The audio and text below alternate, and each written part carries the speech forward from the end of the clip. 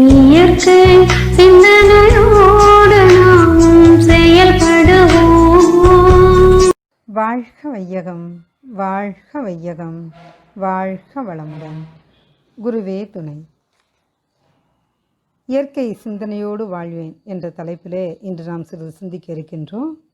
முதல்ல இயற்கைனா என்ன அப்படின்னு பார்த்தோன்னா, மனிதன் தான் பெற்ற கல்வி அறிவால், விஞ்ஞான அறிவால் செயற்கையாக பல பல விஷயங்களை தோற்று வச்சிருக்கான். அவ்வாறு அன்றி இறைநிலையின் அறிவோடு தானே தோன்றிய அனைத்தும் இயற்கையாகும். உதாரணமாக, இறைநிலையிலிருந்து தோற்றமாகி வந்த, தன்மாற்றமாய் வந்த, இறைநிலையே தானாக மாறி வந்த அணு முதல் அண்ட கோடிகள் வரையிலும் உள்ள அனைத்தும் இயற்கையே. கோள்கள், பஞ்சபூதங்கள், மலை, ஏரி, ஆறு, மழை, காற்று, காடுகள், பாலைவனம் இவை போன்ற அனைத்தும் இறையாற்றலின் மலர்ச்சியினால் பூமியில் வடிவமைக்கப்பட்டவையே. இத்தகைய பெரும் கொடைகள் அனைத்துமே இயற்கை வளம் ஆகும். இவற்றில் எதையும் மனிதனால் செய்யவே முடியாது. அவனது ஆறாவது அறிவிற்கு அப்பாற்பட்ட பேரறிவு அது. வேண்டுமானால் இவற்றில் ஒரு சிலவற்றை மனிதனால் சில மாற்றங்கள்னா பண்ண முடியும். சிறிது திசை திருப்பி விட முடியும். ஓடும் ஆற்றில் அணை கட்டி தேக்கி பயன்கொள்றதுக்கு அவனால் முடியும். மலைகளை உடைத்து தகர்த்து வெறும் கற்களாக்கி இயற்கை வளத்தை கெடுக்கிறதுக்கும் மனிதனால் மட்டும்தான் முடியும். ஆனால் இயற்கை எல்லோருக்கும் தன்னிடம் உள்ள எல்லாவற்றையும் வாரி வழங்கி கொண்டிருக்கின்றது. ஏழை, பணக்காரன், படித்தவன், படிக்காதவன், உயர்ந்தவன், தாழ்ந்தவன் என்று எந்த பேதமும் இல்லாமல் எங்கும் நீக்கமரம் நிறைந்து அனைவருக்கும் பயன்படக்கூடியது இயற்கை. இதில் பஞ்சபூதங்கள் என்ற ஒன்றை மட்டும் நம்ம எடுத்து பார்த்தோமானா, முதலாவதாக பஞ்சபூதங்களில் விண் அப்படிங்கிறத எடுத்து பார்த்தோம்னா, அணுக்களின் கூட்டாக திகழ்ந்து அனைத்திலும், அனைத்து உயிர்களிலும், தோற்ற பொருட்களிலும் அணுக்களின் கூட்டு என பேதமற்று நிற்கின்றது. நம் பார்வைக்கு தென்படக்கூடிய நட்சத்திர கூட்டங்கள் எல்லா உயிர்களுக்கும் அப்படியே தான் தென்படுகின்றன. அடுத்ததாக காற்று என்பதை எடுத்துக்கொண்டோமானால், எல்லோரையும் உயிர்ப்பித்து கொண்டே போகிறது அந்த காற்று. யார் எவர் என்ற கவலை இல்லை அதற்கு. மூன்றாவதாக வெப்பமாக எடுத்துக்கொண்டோமானால், இந்த பூமியில் நாம் இருக்கும் இடத்தில் எத்தனை டிகிரி வெப்பமோ அந்த பகுதியில் உள்ள அனைத்து உயிரினங்களுக்கும், அனைத்து உயிரற்ற பொருட்களிலும் அதே வெப்பம்தான் இருக்குது. இடத்திற்கிடம் மட்டுமே வெப்பம் மாறுபடுதே தவிர பகலும் இரவும் வெளிச்சமும் இருட்டும் வெப்பமும் குளிர்ச்சியும் எல்லோருக்கும் ஒன்றுதான். அடுத்ததாக நீர் என்று பார்த்தோமானால், ஒரு ஆறை எடுத்துக்கொண்டோமானால் போகும் இடமெல்லாம் எந்த பாகுபாடும் இல்லாமல் அனைத்து ஜீவன்களுக்கும் வாரி வழங்கி கொண்டே போகுது. நீரின்றி அமையாது உலகு அப்படின்னு சொல்லி சொல்கிறாங்க.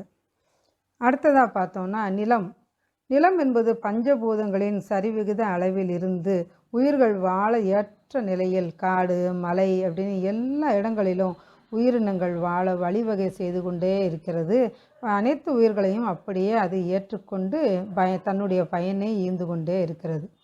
இதுபோல் மழையோ, வெயிலோ, பனியோ, காற்றோ எந்த ஒரு இயற்கை வளமானாலும் பேதமின்றி அனைவருக்கும் அள்ளி அள்ளி கொடுத்து கொண்டே இருக்கிறது.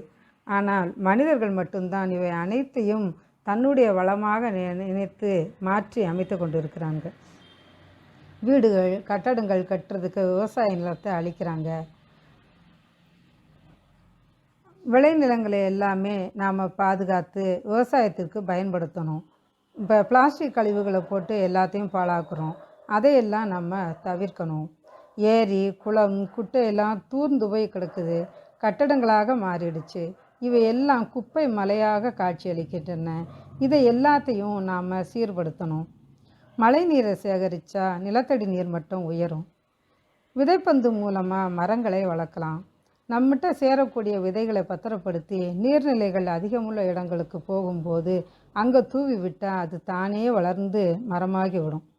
இது இயற்கைக்கு நாம் செய்யும் பேருதவி. தேவையில்லாமல் மரங்களை வெட்டக்கூடாது. நாம் அழிப்பது சில நிமிட வேலை, ஆனால் உருவாக்க எத்தனை வருடமானதோ. இப்பையும் பார்த்தோம்னா மலைப்பகுதிகளுக்கு போனோம் அப்படின்னா மனதை கொள்ளை கொள்ளும்.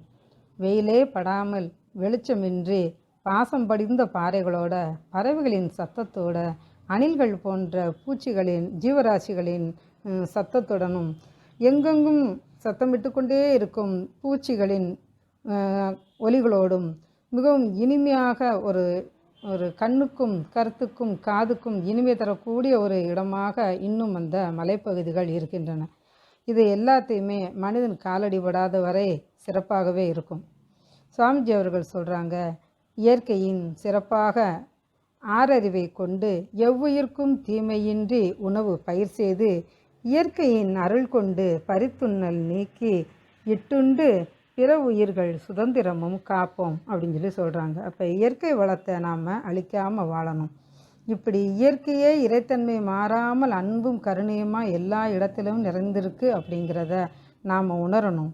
இறைநிலையை உணர்ந்தவர்களால் இயற்கையை மதிக்காமல் போற்றாமல் இருக்கவே முடியாது. எல்லாம் வல்ல இறையாற்றலின் தன்மாற்றமாக விளங்கும் இந்த அழகான உலகம், இதை அழிப்பதற்கு யாருக்கும் உரிமை இல்லை. நாமும் நம் சந்ததியினரும் மகிழ்ச்சியாக வாழ இந்த உலகை பாதுகாப்பது நம் அனைவரின் கடமையாகும். இயற்கையை போற்றுவோம், இனிமையாக வாழ்வோம் என்று கூறிக்கொண்டு விடைபெறுகிறேன். வாழ்க வளம்.